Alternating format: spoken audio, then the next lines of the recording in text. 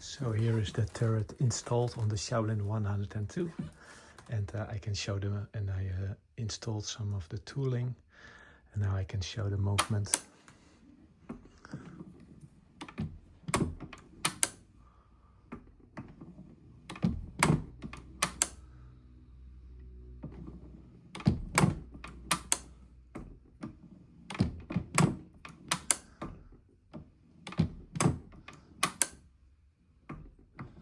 Yeah, this must be a really good idea when you're having a small production.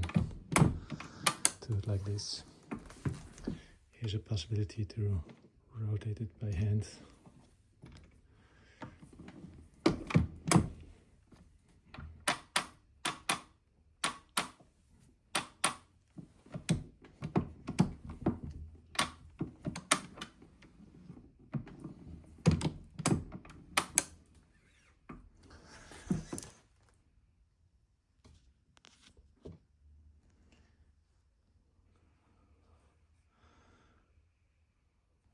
There it is.